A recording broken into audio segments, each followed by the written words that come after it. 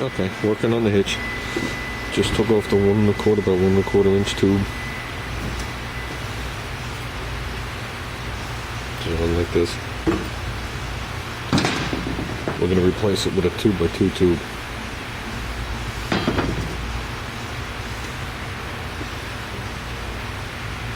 So we're going to have to shorten this down.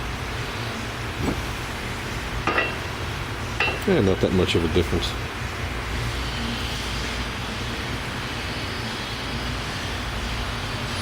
So you can see the difference in the tongue from this little thing to this beefy thing. We're also going to upgrade to a 2-inch ball. Okay, I got the 1 1/4 inch tube off, cut off, got it cleaned up on all sides. It's going to be welding up the sides. Here's my tube. It's going to take some measurements to figure out where I want it. Okay, here's some measurements I got. I measured the width of this, divided in half, which is 19, then 1 1/4 inch, 1 1/4 on either side, makes the 2.5 inch width tube.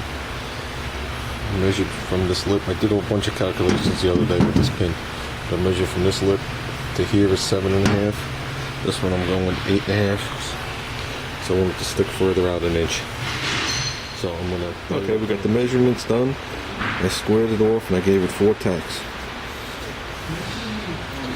So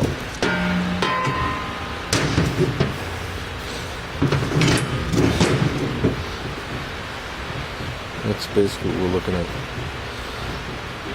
So now I'm going to go weld it down the sides, and what I'm going to do is on the front I'm going to put a piece of angle, which I've seen done, nice 1/4 angle, same on the back. And then I'm going to put that V-strap I talked about underneath. And then I'm probably going to wind up putting a little tab here and having that go up to the bumper. Then we'll nipple. Okay, I welded this thing all around. The front wheel I just grounded flush, which is okay because I already put a bead below the radius of this. And we're going to do the front like that. I've seen that done a lot. That spreads the load out from a 2.5 inch tube with 4 inch, and if I do one on the back it'll be 6, but I'm probably not gonna. So the tube is on. Everything's done minus the tab I'm gonna run up to behind the bumper. I gave it a full weld around. I put a piece of 1/4 angle in the front. Okay. You can see I gave it a full weld around the best of my ability. And I went with my strap setup, which also supports it in play for the safety chains. I always like that setup. So much easier. And that's it. Tomorrow I'll give this thing a sand down. I'll paint the whole thing. And you can see the weld looks rough, but that's how much it bit into the metal.